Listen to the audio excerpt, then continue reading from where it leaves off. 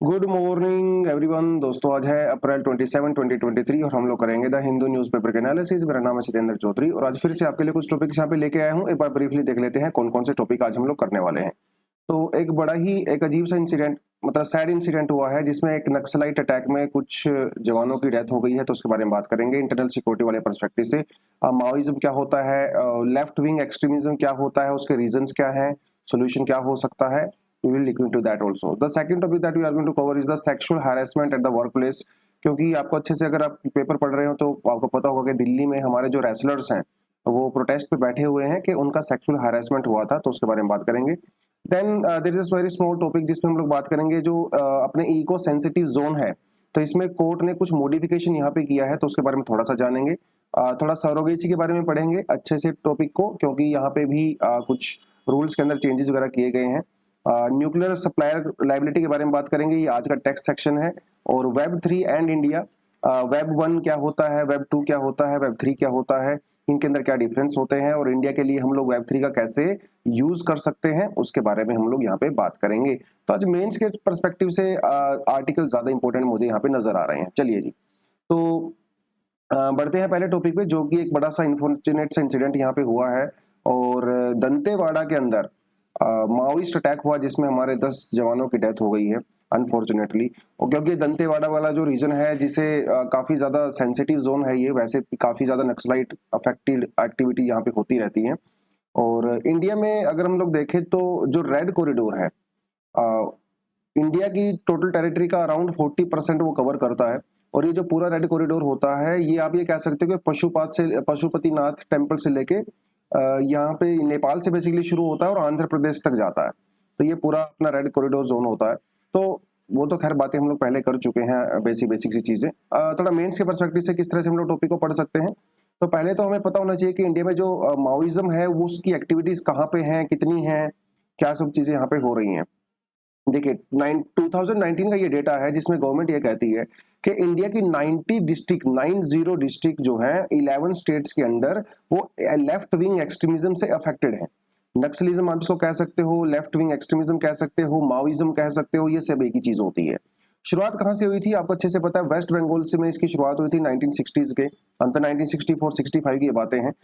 जब वहां पे एक लीडर हुआ करते चारू मजूमदार, तो उन्होंने ये मूवमेंट शुरू किया था। बेसिकली जो लैंडलॉर्ड्स थे और जो पेजेंट्स थे उनके बीच में लड़ाई शुरू हुई थी 1972 में। जब चारू मजूमदार की डेथ हो गई तो उसके बाद ये जो पूरी मूवमेंट थी वो स्प्लिट हो गई थी। लेकिन बाद में 1990s में और 2004 में, 2004 में स्पेशली जब माओइस्ट कम्युनिस्ट सेंटर एमसीसी और हमारा जो कम्युनिस्ट पार्टी ऑफ इंडिया है माओइज्म, ये दोनों मर्ज हो गए। उससे पहले दोनों अलग अलग काम किया करते थे और जब से ये मर्ज हुए हैं तो इन्होंने एकदम अपने जो नक्सलाइट जो एक्टिविटीज हैं पूरी वो एस्टेब्लिश इंडिया में कर दी हैं।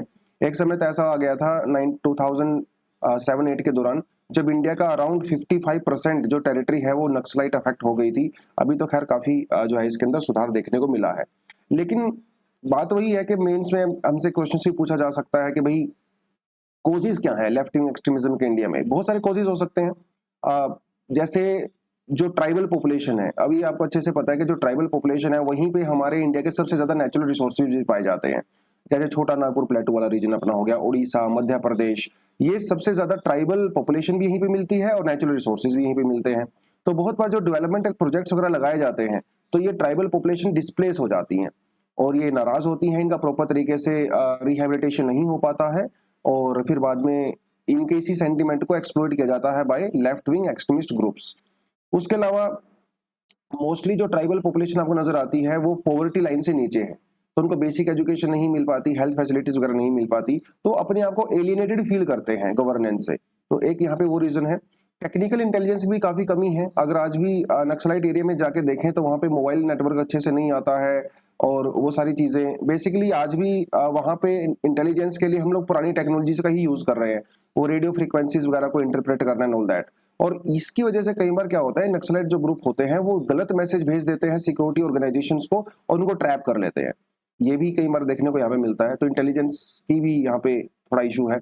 अपार्ट फ्रॉम दैट कई बार ऐसा भी देखने को मिला है कि जो पुलिस होती है वो भी वहाँ पे ज्यादा वायलेंस वगैरह कर लेती है। कई बार गलत लोगों को पकड़ लिया जाता है, उनके साथ मारपीट वगैरह भी की जाती है जेल वगैरह के अंदर। तो वो सब रीजंस है जिसकी वजह से हरासमेंट होता है उनका। पुलिस एक्सेस बोलते हैं उसको, पुलिस एक्सेस भी कई बार देखने को यहाँ पे मिलता है। तो ये सब चीजें हैं जिसकी वजह से कुछ कॉजेज आप यहाँ पे बात कर सकते हो। अपार्ट फ्रॉम दैट इम्पैक्ट क्या है उसका? इम्पैक्ट तो ऑफ कोर्स बहुत सारा होने वाला है। जब लेफ्ट विंग एक्सट्रीमिज्म के रीजन्स के अंदर जब इलेक्शंस वगैरह होते हैं तो वहाँ पे लोग प्रॉपर तरीके से पार्टिसिपेट नहीं कर पाते हैं क्योंकि उनके ऊपर प्रेशर होता है, कई बार डर के मारे या प्रेशर के मारे नहीं कर पाते हैं। तो डेमोक्रेटिक पूरी प्रोसेस जो है वो यहाँ पे डिस्टर्ब होती है। तो पहली बात तो वो, उसके अलावा वहाँ पे roads, transport system, governance resources वगैरह के ऊपर अटैक किए जाते हैं। तो इकोनॉमिकल तो लॉस यहाँ पे ऑफ कोर्स उसके अलावा है ही। उसके अलावा एक्सटॉर्शन, अबडक्शन के केसेस बहुत ज्यादा देखने को मिलते हैं। और गवर्नेंस का ओवरऑल फेलियर तो है ही क्योंकि लोगों का ट्रस्ट नहीं रहा गवर्नमेंट के अंदर। तो जिसकी वजह से जो यूथ होती है, जो यंग लोग होते हैं, उनका रेडिकलाइजेशन होता है और वो टेररिज्म की तरफ जो है चले जाते हैं। क्योंकि ये जो लेफ्ट विंग एक्सट्रीमिज्म ग्रुप्स हैं इनको मोस्टली ग्रुप्स को टेररिस्ट ऑर्गेनाइजेशन ही डिक्लेयर किया गया है।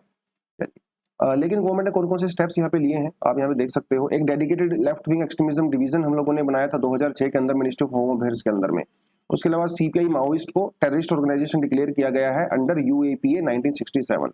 उसके अलावा operation Samadhan, greyhound police, Salwa Judum, operation green hunt surrender policies, ये सब जो है हम लोगों ने वहाँ पे लॉन्च किए हैं ताकि थोड़ा सा चीजें कंट्रोल में आ जाएं। और फिर आप इसमें जो है नोटबंदी भी कह सकते हो, जब डिमोनेटाइजेशन हुआ था तो उसकी वजह से भी कुछ इम्पैक्ट तो हुआ था इनिशियली तौर पे, लेकिन अभी फाइनली देखने को मिलता है उसका कोई खास ऐसा इम्पैक्ट नजर नहीं आया है। चलिए नेक्स्ट टॉपिक अपने पास आता है यहाँ पे। It talks about Supreme Court to hear wrestlers plea against BJP MP. तो ये जो भूषण शरण जी हैं और ये स्पोर्ट्स मिनिस्टर रहे, तो इनके अगेंस्ट में बहुत सारे जो रेसलर्स हैं मेल और फीमेल दोनों ही जंतर मंतर पे प्रोटेस्ट कर रहे हैं। और उनका ये कहना है कि भाई जब ये मिनिस्टर हुआ करते थे तो इन्होंने स्पोर्ट्स पर्सन का सेक्सुअल हैरेसमेंट किया, तो उसलिए जो है उसके ऊपर कार्रवाई करने के लिए बैठे हुए हैं। काफी टाइम से ये डिमांड हो रही है लेकिन अभी तक इनके अगेंस्ट में एफआईआर वगैरह हुई नहीं है। तो ये तो है कॉन्टेक्स्ट। उस कॉन्टेक्स्ट की बात करें तो वर्क प्लेस क्या होता है पहले तो आपको ये पता होना चाहिए। कोई any place visited by employee arising out of or during the course of employment including transportation provided by the employer for the undertaking such as journey। तो यानी कि जो टैक्सी वगैरह कैब वगैरह कराई जाती हैं ऑफिस से घर आने के लिए, तो वो भी वर्क प्लेस के अंदर ही इंक्लूड होता है। और यूजली जिस ऑफिस में आप जाते हो तो वो तो ऑफ कोर्स है ही। और इसके अंदर अनऑर्गेनाइज सेक्टर और ऑर्गेनाइज सेक्टर दोनों ही यहाँ पे कवर होते हैं। इसकी हिस्ट्री तो काफी पुरानी जाती है। एक Vishakha versus statement of Rajasthan 1997 का केस है। और इससे पहले इंडिया में sexual harassment at work place को लेके हमारे पास कोई कानून नहीं था। इवन यहाँ पे भी कानून नहीं बना था। सुप्रीम कोर्ट ने गाइडलाइंस दी थी कि वर्क प्लेस के ऊपर जो है किस तरह से चीजें होनी चाहिए।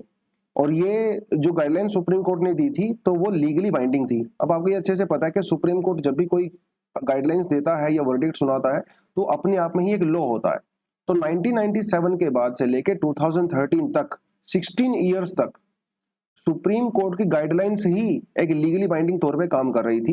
लेकिन फाइनली 2013 के अंदर the sexual harassment of the women and the work place prevention prohibition and the redress act 2013 वो पार्लियामेंट के द्वारा पास किया गया। इसके कुछ फीचर्स आपको पता होने चाहिए ऑफ कोर्स कि किस किस चीज को कंसिडर करेंगे कि वर्क प्लेस के ऊपर सेक्सुअल हैरेसमेंट में, जैसे showing pornography, making sexual colour remarks, demand for the request for the favours, physical contact and all that. तो ये सब उसके अंदर में कवर किए जाते हैं। उसके अलावा जो ऑर्गेनाइजेशंस होती हैं, स्पेशली वो ऑर्गेनाइजेशंस जो कि ऑर्गेनाइज्ड होती हैं जहाँ पे 10 से ज़्यादा एम्प्लॉई काम करते हैं, तो उनको अपने ऑर्गेनाइजेशन के अंदर एक इंटरनल सेक्सुअल हैरेसमेंट की कमेटी भी बनाई जाती है जिसके अंदर कुछ लोग वहाँ पे होते हैं, जिसके अंदर महिलाएं होनी भी कंपलसरी होती हैं। तो वो सब यहाँ पे होता है। तो ये यहाँ पे लिखा भी हुआ है। तो ये उस कमेटी के जो है रिपोर्ट करवाई जा सकती है और फिर उसके अंदर पहले इंटरनल कार्रवाई होती है और अगर सेटिस्फेक्शन नहीं होता है तो फिर वो कंप्लेंट आप जो है कोर्ट में लेके भी जा सकते हैं। यूजुअली जब कमेटी वगैरह अगर कार्रवाई नहीं करती है कंप्लेंट के बाद भी तो उसके ऊपर 50,000 रुपए तक का पनिशमेंट और फाइन भी लगाया जा सकता है। तो ये कुछ चीज़ आपको पता होनी चाहिए। लेकिन ये जो एक्ट है ये परफेक्ट नहीं है, इसके अंदर अभी भी बहुत सारी कमियां हैं। पहली बात तो ये कि भैया जो 50,000 का फाइन लगाया जाता है बहुत ही कम है, ये तो और ज्यादा होना चाहिए। अभी भी हमारे देश में बहुत सारी ऑर्गेनाइजेशन ऐसी हैं जहां पे इंटरनल कंप्लेंट कमिटीज नहीं बनाई गई हैं। अगर और कई बार ऐसा भी देखा गया कि जब कमेटी बना दी जाती हैं इनके अंदर वही लोग काम करते हैं जिनके ऊपर हैरेसमेंट के चार्जेस होते हैं। तो ये भी यहाँ पे देखने को मिलता है। और बहुत बार जब कोई एम्प्लॉई कंप्लेंट करती हैं इस तरह की, हालांकि उनका जो नाम है वो प्राइवेट रखा जाना चाहिए, उनकी आइडेंटिटी रिवील नहीं होनी चाहिए, लेकिन फिर भी कई बार लोग इंटरनली उनका नाम रिवील कर देते हैं और उनको जॉब से भी निकाल दिया गया है। ऐसा भी बहुत बार यहाँ पे देखने को मिला है। तो ये तो कुछ कुछ इसके अंदर इशू है। उसके अलावा बजट में जब सरकार पेश करती है तो उसमें इसके लिए कोई स्पेशल प्रोविजन बिल्कुल भी नहीं है। 95% of Indian women are employed in the informal sector. और यूजुअली बात है इनफॉर्मल सेक्टर की, क्योंकि ज्यादा इन्फॉर्मेशन सरकार के पास होती नहीं है, तो ऑफ कोर्स ये कवर यहाँ पे इसके अंदर में पोस्ट के अंदर में नहीं हो। हालांकि वर्क प्लेस का मतलब होता है non organised also, unorganised also, but still कोई डेटा हमारे पास नहीं है अनऑर्गेनाइज सेक्टर में कितने वीमेन काम करते हैं, कौन कौन से सेक्टर में काम करते हैं। जब डेटा ही नहीं होगा तो भैया कार्रवाई कैसे करोगे, है ना। डिजिटल डिवाइड अभी भी अर्बन एरिया में, रूरल एरिया में जो सेमी अर्बन एरियाज वगैरह हैं, तो डिजिटल डिवाइड की कमी है, तो डेटा वगैरह सरकार के पास प्रॉपर्ली है नहीं। तो these are some of the things. ठीक है, वे फॉरवर्ड आप क्या क्या लिख सकते हो यहाँ पे, मतलब क्या क्या सोल्यूशन हो सकता है। पहली बात तो इफेक्टिव इंप्लीमेंटेशन होना चाहिए। Empowering national commission for women, इसको और ज्यादा अधिकार यहाँ पे मिलने चाहिए। अवेयरनेस भी बहुत जरूरी है, राइट, वो सारी चीजें। नेशन वाइड ऑडिट होना चाहिए, जो कि इंटरनल कमिटीज वगैरह होती हैं कंपनीज के अंदर, के इन्होंने साल भर में कितनी कंप्लेंट सुनी, उनका क्या सोल्यूशन वगैरह हुआ, वो सब चीजें यहाँ पे डेफिनेटली होनी चाहिए, राइट। उसके अलावा जो प्रपोज्ड लॉ है उसके अंदर कुछ ना कुछ अमेंडमेंट की भी यहाँ पे रिक्वायरमेंट है। जैसे पेनल्टी, अगर कोई गलत कंप्लेंट करता है, कोई वुमन अगर गलत कंप्लेंट करती है किसी के अगेंस्ट में और वो फॉल्स कंप्लेंट पाई जाती है, तो पेनल्टी का प्रोविजन भी यहाँ पे होना चाहिए ताकि इसका मिसयूज ना हो। उसके अलावा removal of the need for the conciliation between the complainant and the respondent. कई बार लोग क्या करते हैं, आपस में अग्रीमेंट कर लेते हैं, जैसे केस हुआ, अग्रीमेंट कर लिया, तो पैसे वैसे दे दिए या प्रमोशन कर दिया, तो ये सब चीजें वहां पे नहीं होनी चाहिए। एक बार वो जो केस होता है उसका प्रॉपर तरीके से सॉल्यूशन होना चाहिए, उसके बाद आप जो करिए ठीक है, चलता है, ठीक है। उसके बाद लोकल कंप्लेंट कमेटी भी जो है प्रॉपर तरीके से होनी चाहिए। तो these are some of the way forward and the solutions that you must write in your answer. चलिए, next topic that we have is the supreme court modifies order on the ESG around protected areas. ESG का मतलब है eco sensitive zone. तो थोड़े समय पहले आपको पता है कि सुप्रीम कोर्ट ने एक वर्डिक्ट सुनाया था, जिसमें सुप्रीम कोर्ट ने ये कहा था कि जो हमारे प्रोटेक्टेड एरियाज होते हैं, जैसे नेशनल पार्क होते हैं, टाइगर रिजर्व वगैरह होते हैं, इनके आसपास का 1 किलोमीटर वाला एरिया वो इको सेंसिटिव जोन होना चाहिए और यहाँ पे किसी तरह की एक्टिविटी नहीं होनी चाहिए प्रोटेक्टेड पार्क वगैरह में, वाइल्ड लाइफ सेंचुरीज वगैरह के अंदर। अब केरला को इससे प्रॉब्लम थी, क्योंकि केरला में जो वेस्टर्न घाट वाला रीजन है स्पेशली, वहां पे बहुत सारे लोग, बहुत सारे गांव ऐसे हैं जो कि प्रोटेक्टेड एरियाज के 1 किलोमीटर के अंडर में ही हैं। तो अगर सुप्रीम कोर्ट के उस ऑर्डर को माने तो भाई वो तो वहां पे एक्टिविटी ही नहीं कर पाएंगे, एग्रीकल्चर ही नहीं कर पाएंगे। तो केरला ने, सरकार ने सुप्रीम कोर्ट के अंदर ये PIL फाइल किया गया था कि साहब ठीक है, आप ऐसा बोल रहे हो, लेकिन मेरे लिए प्रैक्टिकली पॉसिबल नहीं है, क्योंकि हजारों करोड़ों लोग इको सेंसिटिव जोन के 1 किलोमीटर के अंदर में रहते हैं। तो प्लीज आप अपने डिसीजन को थोड़ा सा रिव्यू कर लीजिए। तो वही हुआ है, सुप्रीम कोर्ट ने बेसिकली कोर्ट ने उसको रिव्यू किया है और कोर्ट ने ये कहा है कि भैया 1 किलोमीटर वाला एरिया जो ऑल ओवर इंडिया है वो पॉसिबल नहीं हो पाएगा, तो ये केस टू केस बेसिस पे होना चाहिए। तो वहां की जो स्टेट गवर्नमेंट है उसको डिसाइड करना चाहिए कि वो 1 किलोमीटर होगा, 2 होगा, 3 होगा, हाफ किलोमीटर होगा, ताकि वहां पे जो लोग रहते हैं वो एग्रीकल्चर एक्टिविटी वहां पे प्रॉपरली कर सकते हैं। बट फिर भी सुप्रीम कोर्ट ने ये भी कहा है कुछ एक्टिविटी वहां पे बिल्कुल भी अलाउड नहीं होनी चाहिए, कुछ जैसे कुछ माइनिंग एक्टिविटी वगैरह नहीं होनी चाहिए, केमिकल फैक्ट्रीज वगैरह वहां पे नहीं होनी चाहिए, राइट, इस तरह की चीजें वहां पे नहीं होनी चाहिए। तो ये तो कंटेंट आई होप आपके पास पहले से भी होगा, ये मैंने आपको पहले से दिया हुआ है, ठीक है। वैसे हमारा जो वाइल्ड लाइफ प्रोटेक्शन एक्ट है इसके अंडर में 10 किलोमीटर तक भी इको सेंसिटिव जोन डिक्लेयर किया जा सकता है। इको सेंसिटिव जोन हम डिक्लेयर क्यों करते हैं, ये डिक्लेयर किया जाता है बफर जोन को लेके, ताकि जो हमारी वाइल्ड लाइफ होती है, जैसे टाइगर हो गया, एलिफेंट वगैरह हो गया, अगर बाई चांस वो अपने कोर एरिया से बाहर आते हैं तो डायरेक्ट मैन एनिमल कन्फ्लिक्ट ना हो और उनको भी कंजर्व किया जा सके। तो ये बफर जोन के तौर पे इस एरिया को बनाया गया था under wild life protection act. Maximum 10 kilometre तक का हो सकता है, जैसा कि आपको मैंने यहाँ पे बताया। तो कुछ एक्टिविटी है जो वहाँ पे अलाउड है, लेकिन कुछ एक्टिविटी वहाँ पे अलाउड नहीं होती है। जैसे commercial use of the wood, आप टूरिज्म एक्टिविटी जैसे हॉट एयर बलून्स वगैरह आप ये यूज नहीं कर सकते हो। वहाँ पे कमर्शियल माइनिंग आप नहीं कर सकते हो। जो पोल्यूशन क्रिएट करने वाली इंडस्ट्री हैं, राइट, वो आप वहाँ पे सेटअप नहीं कर सकते हो। तो ये कुछ चीजें हैं जो कि वहाँ पे प्रोहिबिटेड है, ये अभी भी प्रोहिबिटेड रहेंगी। लेकिन जो एरिया है वो स्टेट गवर्नमेंट अपने हिसाब से डिसाइड कर सकती है। ठीक है, अभी ये मामला थोड़ा और आगे जाएगा, सेंट्रल गवर्नमेंट का इसके ऊपर आंसर मांगा गया है सरकार सुप्रीम कोर्ट के द्वारा। Let's see what happens. चलिए, high court orders triple test for the couple facing legal hurdles to have child through surrogacy. देखिए, इंडिया में अभी जो सरोगेसी का प्रेजेंट लॉ है वो ये कहता है कि अगर कोई मेल अगर वो 60 ईयर प्लस है तो वो सरोगेसी के through they can not become parents. लेकिन ये जो प्रेजेंट मामला है ये ऐसा है कि इसमें एक कपल थे एंड दे आर 60 प्लस। उनके जो उनका जो सन था उसकी डेथ हो गई थी कुछ टाइम पहले एक्सीडेंट में, मतलब पिछले साल 2022 में। तो उन्होंने सरोगेसी के through they wanted to have a child. लेकिन कानून क्या कहता है कि अगर आप 60 प्लस हो तो आप सरोगेसी के थ्रू जो है बेबी नहीं कर सकते। तो उस केस को कर्नाटका हाई कोर्ट के अंदर वो केस गया और हाई कोर्ट ने कहा कि नहीं, ऐसा नहीं होना चाहिए। इस तरह के केसेस के अंदर सरोगेसी अलाउ की जा सकती है even couple is 60 plus years of old. तो ये तो जो है थोड़ा जो कॉन्टेक्स्ट है वो ये है, एग्जाम्पल के तौर पे आप ये एग्जाम्पल एग्जाम में दे सकते हो। अब बात कर लेते हैं सरोगेसी के बारे में इन जनरल, जो मेंस का कंटेंट हम लोग जो है यहाँ पे आंसर के अंदर लिख सकते हैं। जो हमारा एक्ट है अभी सरोगेसी एक्ट, वो क्या सरोगेसी को कैसे डिफाइन करता है?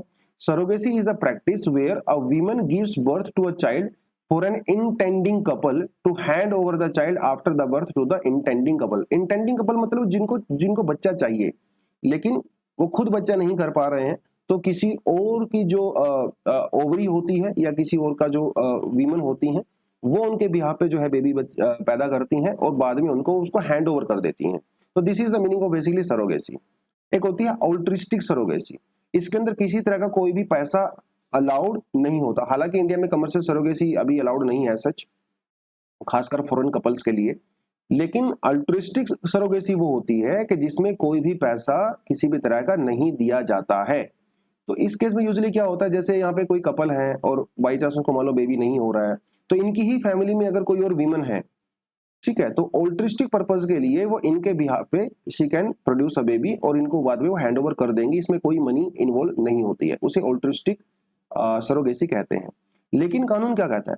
कानून ये कहता है कि ऑल्ट्रिस्टिक जो सरोगेसी है वो वही वीमेन कर सकती है जिनका इनके साथ कुछ ना कुछ डायरेक्ट रिलेशन होना चाहिए, जेनेटिक रिलेशन होना चाहिए, मतलब वो फैमिली में ही होनी चाहिए, तभी वो अलाउ कर सकते हैं। अदरवाइज किसी जो अनजान से किसी स्ट्रेंजर से आप ऑल्ट्रिस्टिक सरोगेसी नहीं करवा सकते।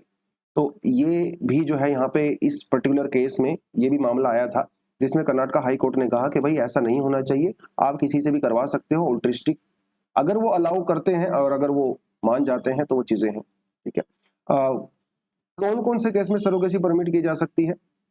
जिसमें जो कपल होते हैं वो इनफर्टाइल होते हैं, मेडिकल तौर पे डॉक्टर ने उनको सर्टिफिकेट दिया है कि भैया वो बेबी नहीं कर सकते, यस, उस केस में अलाउ किए जा सकते हैं। ऑल्ट्रिस्टिक केस में जैसे मैंने आपको बता ही दिया तो ये भी अलाउड की जा सकती है। कमर्शियल पर्पज के लिए सरोगेसी जो है इंडिया में अभी इसको बैन कर दिया गया है नए एक्ट के तहत। उसके अलावा सेल के लिए, प्रोस्टिट्यूशन के लिए और अदर फॉर्म्स ऑफ एक्सप्लॉइटेशन जैसे ह्यूमन ट्रैफिकिंग वगैरह हो गया, उस केस में ऑफ कोर्स बिल्कुल भी अलाउ नहीं किया जाएगा। यस, वो सब चीजें यहाँ पे हैं। एलिजिबिलिटी क्राइटेरिया क्या है? जो सरोगेसी मदर, सरोगेट मदर होती है यानी कि जो बेबी पैदा करती है, उसकी क्या कंडीशन होनी चाहिए? पहली बात तो यह है कि वो जो कपल है वो उनकी रिलेटिव होनी चाहिए, जैसे कि मैंने ऊपर बताया आपको। उसकी एज जो है 25 से लेकर 35 होनी चाहिए, वो मैरिड होनी चाहिए और उसका खुद भी एक बेबी होना चाहिए, तभी अलाउ किया जाएगा सरोगेसी के लिए। और उसकी जिंदगी में वो सिर्फ एक बार ही सरोगेट मदर बन सकती हैं, राइट? और उससे पहले मेडिकल और साइकोलॉजिकल फिटनेस का सर्टिफिकेट भी उनके पास होना चाहिए। तो ये कुछ चीजें हैं जो कि जिसके केस में उसको अलाउ किया जाता है। लेकिन इंडिया का जो सरोगेसी एक्ट है उसके का काफी क्रिटिसाइज उसको किया जाता है। मतलब देखिए, तो पहली बात तो जो ऑल्ट्रिस्टिक मॉडल है, या देखिए मान लो कोई अगर कोई रिलेटिव भी है, अगर वो ऑल्ट्रिस्टिक तरीके से सरोगेट मदर बनना भी चाहती है, लेकिन उसको फिजिकल और इमोशनल तो इश्यूज होते हैं ना, तो ये कहना कि भैया फ्री ऑफ कॉस्ट होना चाहिए तो वो तो सही नहीं है। अगर मान लो यहाँ पे कोई पर्सन है और उसकी मान लो कोई आंटी है या कोई सिस्टर है, कोई भी फैमिली में है, सिस्टर इन लॉ कोई भी हो सकती हैं, अगर वो इसके लिए बेबी पैदा कर रही हैं तो इनको कुछ ना कुछ तो अगर फाइनेंशियल सपोर्ट दिया जाए एज अ गिफ्ट के तौर पे या किसी भी तौर पे, तो गलत नहीं है, राइट? क्योंकि उनको काफी ज्यादा फिजिकल और इमोशनल इश्यूज से गुजरना पड़ता है। तो ये एक तरह का पैटर्निस्टिक और अनरियलिस्टिक सी अप्रोच है जो कि नहीं होनी चाहिए। ये और एलजीबीटी कम्युनिटी को तो यहाँ पे आइडेंटिफाई नहीं किया गया है। लिव इन कपल्स के बारे में ऐसा कुछ भी नहीं है। जो सिंगल पेरेंट्स होते हैं वो भी सरोगेसी के थ्रू बेबी नहीं हो सकता उनको भी। तो ये कुछ चीजें हैं जो यहाँ पे इशू है। उसके अलावा it also does not consider cases where a women might not want to go through pregnancy due to the career related communities. अब ऐसा हो सकता है भाई कोई वीमन करियर ओरिएंटेड है, उसको अपना करियर बनाना है, जॉब करनी है और वो प्रेग्नेंट नहीं होना चाहती, उस केस में भी उसको सरोगेसी से वो मदर नहीं बन सकती हैं। और ये जो चीजें हैं वो मॉडर्न टाइम के अंदर काफी रियलिस्टिक सी चीजें हैं। बहुत सारी वीमेन नहीं करना चाहती हैं, प्रेग्नेंट नहीं होना चाहती, but they want to have baby through surrogacy, तो उनको अलाउ यहाँ पे नहीं किया जाता है।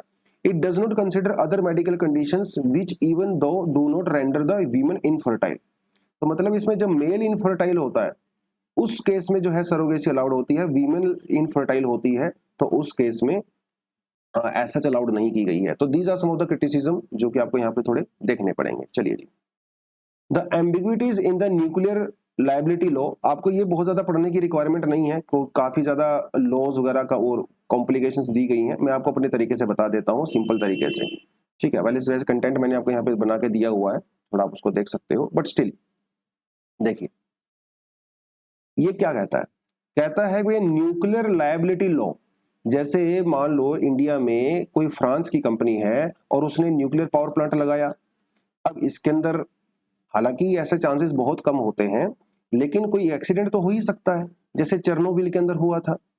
और अगर इस तरह का कोई एक्सीडेंट होता है तो उसके लिए कौन रिस्पॉन्सिबल होगा? वहां पे ह्यूमन डेथ भी होगी, है ना, सब चीजें होंगी, तो कौन रिस्पॉन्सिबल होगा? क्या वो जो ऑपरेटर है, जैसे वो फ्रेंच कंपनी है जो उसको ऑपरेट करती है, क्या वो रिस्पॉन्सिबल होगी या फिर वो कंपनी रिस्पॉन्सिबल होगी जिसने इस न्यूक्लियर पावर प्लांट के अंदर इंस्ट्रूमेंट्स सप्लाई करवाए हैं, सप्लायर? ये सवाल जो है यहाँ पे बनता है, क्या सप्लायर रिस्पॉन्सिबल होगा या ऑपरेटर रिस्पॉन्सिबल होगा या दोनों रिस्पॉन्सिबल होंगे? कौन रिस्पॉन्सिबल होगा? हमारे पास इस मामले को देखने के लिए ऑलरेडी 3 तरह के कानून है internationally. Paris convention 1960, Vienna convention 1963 और एक आता है convention on supplementary compensation for the nuclear damage 1997। ये सबसे इंपॉर्टेंट है। इसके अंदर कंपनसेशन देने की बात की गई है, यानी कि जो ऑपरेटर है वो उन लोगों को कंपनसेशन देगा जिनकी वहां पे डेथ हुई है या जिनके ऊपर जो हेल्थ का जो है वो डैमेज हुआ है, ये वाला। इंडिया इसका पार्टी है, लेकिन इंडिया ने 2016 के अंदर ही इसको रेटिफाई किया। सोच के देखें, 1997 में ये बनाया गया, 2016 में हम लोगों ने इसको रेटिफाई किया अपनी पार्लियामेंट के अंदर। लेकिन इंडिया ने यहाँ पे एक स्टेप आगे हम लोग गए। जो इंटरनेशनल लॉ है ये कहता है कि भाई सिर्फ ऑपरेटर रिस्पॉन्सिबल है, सप्लायर रिस्पॉन्सिबल नहीं है। इंडिया ने कहा नहीं, ऑपरेटर तो है ही रिस्पॉन्सिबल, लेकिन साथ के साथ सप्लायर भी रिस्पॉन्सिबल होगा। क्योंकि जब इंडिया में भोपाल गैस ट्रेजेडी हुई थी, उसके अंदर ये देखा गया था कि जिन्होंने सप्लाई किया था इंस्ट्रूमेंट्स जो सप्लाई करते हैं वो अच्छी क्वालिटी के नहीं थे, जिसकी वजह से वहां पे लीकेज हुआ था। तो ऐसा हो सकता है कि जो सप्लायर्स हैं वो घटिया, जो लो क्वालिटी का, सब स्टैंडर्ड क्वालिटी का अगर वो सामान देते हैं तो डैमेज हो सकता है। तो इंडिया दुनिया का एकमात्र ऐसा कंट्री है जहां पे इस तरह का सप्लायर को यहाँ पे लायबल बनाया गया है। और हमारे यहाँ पे जो स्पेशली 2 कानून है, सेक्शन है बेसिकली, सेक्शन 17B और सेक्शन 46। सेक्शन 17B तो सीधा सीधा कहता है कि भैया इसके अंदर हम लोग क्या करेंगे, जो कि सप्लायर्स हैं उसको भी रिस्पॉन्सिबल ठहराएंगे और कंपनसेशन को देना पड़ेगा जो इक्विपमेंट या मटेरियल वगैरह प्रोवाइड करवाते हैं। सेक्शन 46 कहता है कि जो विक्टिम्स होते हैं उस एक्सीडेंट के, वो विक्टिम भी अलग से सेपरेटली उस कंपनी को कोर्ट के अंदर घसीट सकते हैं और वो सेपरेटली अलग से भी कंपनसेशन मांग सकते हैं। हालांकि यहाँ पे जो मैक्सिमम लिमिट रखी गई है कंपनसेशन की 1500 करोड़ रखी गई है, लेकिन बाय चांस अगर कंपनसेशन इससे ज्यादा देनी पड़े तो वहां की जो गवर्नमेंट होती है वो देती है। लेकिन इंडिविजुअली विक्टिम भी ऑपरेटर को या सप्लायर को सू कर सकते हैं। यही एक रीजन है जिसकी वजह से जो इंटरनेशनल सप्लायर्स हैं वो इंडिया के अंदर अपने इंस्ट्रूमेंट को सप्लाई नहीं करना चाहते, क्योंकि उनको ये डर लगता है कि बाई चांस 10 साल बाद, 15 साल बाद, 20 साल बाद कभी भी अगर कुछ एक्सीडेंट बाई चांस हो गया, हो सकता है, कभी भी हो सकता है, तो उस केस में भाई उनको डैमेज देना पड़ेगा। तो इसीलिए इंडिया में नए प्रोजेक्ट्स नहीं लगाए जा रहे हैं, क्योंकि कोई भी कंट्री ऐसी कंट्री में क्यों जाएगी भाई जहाँ पे बाद में उनके ऊपर केस किया जा सकता है। हाँ, जो कुंडाकुलम का जो प्रोजेक्ट है अभी इंडिया में चल रहा है तमिलनाडु के अंदर, वो क्यों चल रहा है, क्योंकि ये अग्रीमेंट से पहले ही, ठीक है, जब ये कानून हम लोगों ने पास किया था उससे पहले ही हम लोगों ने रशिया के साथ कोलैबोरेशन कर लिया था, तो उसकी नौबत आई नहीं, इसलिए वहां पे वो चल रहा है। तो ये थोड़ा सा वो अपने हिसाब से डेफिनेटली पता होना चाहिए। Apart from that, the next article that we have is the third gen web is about public good. वैसे थोड़ा सा टेक्निकल सा सब्जेक्ट है, टॉपिक है ये, लेकिन हमेशा ही यूपीएससी ऐसे टॉपिक्स के ऊपर फोकस करता है जो कि एमर्जिंग टेक्नोलॉजीज होती हैं, चाहे वो डिजिटल इकोनॉमी की फॉर्मेट में हो या कंप्यूटर की फॉर्मेट में हो, रोबोटिक्स के बारे में हो। तो ये भी एक एमर्जिंग टेक्नोलॉजी ही है वेब 3। देखिए क्या है, आपको मैं अपने हिसाब से बताता हूँ। वेब 1 1990 में शुरू हुआ था और 2004 तक गया था। ये तब की बात है जब इंटरनेट अपने इनिशियल दौर में था। वेब 1 के अंदर क्या होता है, जैसे हमने कोई वेबसाइट ओपन किया, उस वेबसाइट के ऊपर कंटेंट होता है, आप सिर्फ उस कंटेंट को पढ़ सकते हो, आप उस कंटेंट क्रिएटर के साथ एंगेजमेंट नहीं कर सकते। आप उसको पढ़िए, ओके बाय बाय। तो ये होता है वेब 1.0। फिर आ जाता है वेब 2.0, 2.4 से लेके आज तक वो चल रहा है। अभी भी हम लोग वेब 2.0 का ही यूज कर रहे हैं। इसमें क्या होता है, आप कंटेंट को पढ़ भी सकते हो, कंटेंट डेवलपर के साथ एंगेज भी हो सकते हो, यानी कि उसके ऊपर कमेंट वगैरह कर सकते हो। जैसे सोशल मीडिया प्लेटफॉर्म होता है, सोशल मीडिया पे आप कंटेंट क्रिएट भी कर सकते हो। ये आता है अपना वेब 2.0 के अंदर में, ठीक है। फेसबुक में आपने कंटेंट अपलोड किया, आप कमेंट भी कर सकते हो, आप सब चीजें कर सकते हो, आप वीडियो कॉल वगैरह कर सकते हो, वो सब इसके अंदर में आता है। लेकिन फेसबुक पे पर जो भी आपने कंटेंट प्रोड्यूस किया है वो किसका है। कल को मान लो फेसबुक क्रैश हो गया या फेसबुक बंद हो गया, तो कंटेंट भी आपका गया। तो उस कंटेंट के ऊपर आपका एक्सक्लूसिवली ओनरशिप नहीं है। हालांकि क्रिएट वो आपने ही किया है, एक्सक्लूसिव ओनरशिप किसकी है, फेसबुक की है या इंस्टाग्राम की है। लेकिन अब आता है वेब 3 जो 2014 के बाद से कहीं कहीं चल रहा है, लेकिन अभी भी बहुत इनिशियल स्टेज में है। ये कहता है कि भाई जो भी यूजर होता है, वो जो भी कंटेंट प्रोड्यूस करता है, वो उस कंटेंट का ओनर होगा, कंपनी उस कंटेंट की ओनर नहीं होगी। और वो पर्सन डिसाइड करेगा कि उस कंटेंट के साथ कैसे यूज किया जाए, कौन उसको देखे कौन उसको ना देखे, कौन कौन सी कंपनी उसको यूज कर सकती है नहीं कर सकती हैं। यानी कि इसके कंटेंट पे इसका पूरी तरह से प्राइवेसी अधिकार होता है। जैसे आपने कोई आदमी गेम खेल रहा है, ठीक है, उस गेम के अंदर आपने कोई चीज परचेज की, गेम जो लोग गेम खेलते हैं उनको अच्छे से पता होगा, कोई प्रोग्राम आपने परचेज किया। अब क्या होता है, ये जो आपने सामान वगैरह खरीदा है वो सब उस कंपनी की ओनरशिप है, आपने सिर्फ उसके लिए पे किया है। लेकिन वेब 3 के अंदर क्या होता है, वो जो भी आप चीज वहां पे परचेज करते हो आप उसके ओनर हो। It is like NFT, non fungible token की तरह। आपने उसके अंदर कोई शूज खरीदे या कुछ भी खरीदा, आप उसके ओनर हो। कल को अगर कंपनी बंद भी हो जाती है, वो सामान फिर भी आपके पास ही रहेगा। तो इसमें हाई लेवल ऑफ प्राइवेसी होती है, हाई लेवल ऑफ ओनरशिप होती है, high level of content regulation होती है। और वो कंटेंट रेगुलेशन की जाती है यूजर के द्वारा रादर देन कंपनी के द्वारा, राइट। तो इनका ये कहना है, सरकार के इस एडिटोरियल के अंदर ये कहना है कि वेब जो 3 है इसको हम लोग इंडिया के पर्सपेक्टिव से यूज कर सकते हैं, क्योंकि वेब 3 डिसेंट्रलाइज्ड होती है।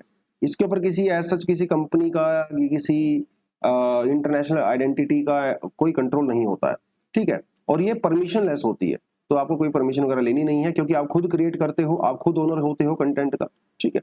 इसके अंदर जो है web 3 has a native payment, it uses crypto currency. आपने जो वहां पे स्पेंडिंग किया या कुछ भी करते हो, तो एक डिजिटल टेक्नोलॉजी का यूज इसके अंदर किया जाता है। तो ये कोई सेंट्रलाइज अथॉरिटी इसके अंदर नहीं होती है। Web 3 is trustless. It operates using incentives and economic mechanisms instead of relying on the trusted third party. जैसे फेसबुक वगैरह यहाँ पे बोला है थर्ड पार्टी है, तो आप इनके ऊपर रिलाई नहीं करते हो। आपको ऐसा लगता है कि फेसबुक मेरे डेटा का मिसयूज कर रही है, तो आप उसके ऊपर बिलीव नहीं करते हो, तो इसीलिए आपको पूरी फ्रीडम दे दी गई है। वेब 3 के अंदर बेसिकली आप कोई भी कंटेंट, कोई भी मैसेज, कुछ भी लिखते हो, बोलते हो, क्रिएट करते हो, आप उसके ओनर होते हो। फेसबुक या इंस्टाग्राम उसका ओनर नहीं होता है, ठीक है। और इसे कहा जाता है सीमैटिक वेब। आप इसको सीमैटिक वेब के रूप में भी काम कह सकते हो। देखिए वेब 3 और वेब 3.0 दोनों में थोड़ा सा फर्क होता है, ठीक है। वेब 3.0 में हम लोग ज्यादातर आर्टिफिशियल इंटेलिजेंस का यूज करते हैं, लेकिन वेब 3 के अंदर हम लोग ज्यादातर ब्लॉकचेन टेक्नोलॉजी का यूज कर रहे हैं। हालांकि दोनों ही अपने आप में बहुत मतलब हाई लेवल ऑफ प्रोटेक्शन होता है। वेब 3.0 क्या करता है, क्योंकि इसमें आर्टिफिशियल इंटेलिजेंस का यूज होता है, तो इसमें सुपर कंप्यूटिंग का यूज होता है, यानी कि इसके अंदर जो एनालिसिस है, जो डेटा वगैरह को ऑब्जर्व किया जाता है, वो बहुत हाई लेवल पे किया जाता है। और आजकल हमें पता ही है कि भाई कितना डेटा दुनिया में यूज होता है। जैसे इंडिया के इसने एक दो एग्जाम्पल यहाँ पे दिए हैं।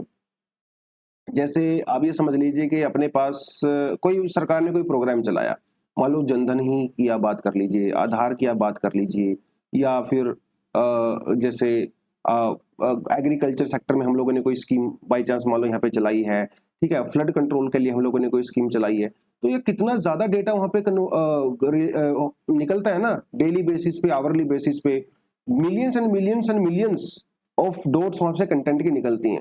तो उसको कौन एनालाइज करेगा, उस कंटेंट को? ह्यूमन तो नहीं कर सकते, वो तो पॉसिबल नहीं है, इतना ज्यादा डेटा होता है। तो हम लोग क्या कर सकते हैं, वेब 3 या वेब 3.0 प्लेटफॉर्म का यूज कर सकते हैं, क्योंकि ये लोग आर्टिफिशियल इंटेलिजेंस का यूज करते हैं। और आर्टिफिशियल इंटेलिजेंस आपको अच्छे से पता है कि भैया बहुत ज्यादा स्ट्रॉन्ग तरीके से और फास्ट काम करती है, तो इसीलिए जो है इसका यूज किया जा सकता है इस तरह की चीजों को लेके। तो जो ग्रास रूट इनोवेशन वगैरह होती हैं, या फिर जो हमारे हैंड क्राफ्ट या जो लोकल इनोवेशन वगैरह होती हैं, उनको ये क्या करेगा, हाईएस्ट लेवल ऑफ प्रोटेक्शन भी देगा, क्योंकि ये आर्टिफिशियल इंटेलिजेंस के ऊपर काम करता है, ब्लॉकचेन पे काम करता है, और साथ के साथ उनका जो प्रोडक्ट होता है उसको और ज्यादा इनोवेट भी करेगा। तो ये जो है इन्होंने कुछ चीजें यहाँ पे बताई हैं। बेसिकली जो कम्युनिटी बेस्ड डेटा होता है, जैसे जल जीवन मिशन का इन्होंने एग्जांपल दिया है, ठीक है। तो इस तरह का डेटा में फ्यूचर आने वाले टाइम में हम लोग डेफिनेटली वेब 3 का या वेब 3.0 का यूज कर सकते हैं, ठीक है, ताकि जो सरकार की पॉलिसीज है वो और ज्यादा एफिशिएंट हों, जो लोग डेटा क्रिएट करते हैं उनकी प्राइवेसी भी बनी रहे, उस डेटा को प्रॉपर तरीके से यूज करके लोगों के लिए पॉलिसीज बनाई जा सकें, राइट, उस तरह की चीजों के लिए ये यूज होगा। थोड़ा सा टेक्निकल है, और इसीलिए मैं अभी बहुत ज्यादा टेक्निक उसमें गया नहीं हूँ, लेकिन थोड़ा सा आप डेफिनेटली यहाँ से पढ़ सकते हो, ठीक है। तो डेटा स्टोरेज की जो प्रॉब्लम्स होती हैं वेब 3 इससे दूर हो जाती हैं, क्योंकि इसके अंदर क्या रहता है, कोई जैसे फेसबुक है, फेसबुक ने डेटा को स्टोर करने के लिए दुनिया भर में अपने स्टोरेज प्लांट्स वगैरह लगाए हुए हैं, लेकिन इस केस में क्या होता है, क्योंकि ओनर खुद अपने डेटा को कंट्रोल करता है, तो इस वजह से जो सेंट्रलाइज स्टोरेज डेटा सेंटर्स होते हैं वो यहाँ पे एज सच नहीं होते हैं। तो बड़े बेनिफिट है भाई इसके। वेब 3.0 जब आएगा तो पावर एक्चुअली में लोगों के हाथ में आएगी, और ये जितने बड़े बड़े प्लेटफॉर्म्स हैं वो आपके कंटेंट को रेगुलेट नहीं कर सकते और उसको ओन नहीं कर सकते। तो ये कुछ चीजें हैं, थोड़ा सा आपको पता होना चाहिए। तो मोस्टली जो कंटेंट है वो आज बेसिकली मेंस फोकस्ड ही रहा अपना, ठीक है। सारे टॉपिक थोड़ा थोड़ा हम लोगों ने देख लिए हैं, तो आज हम लोग इतना ही करेंगे, कल मिलेंगे कुछ नए टॉपिक्स के साथ। Thank you very much, all the best, जय हिंद।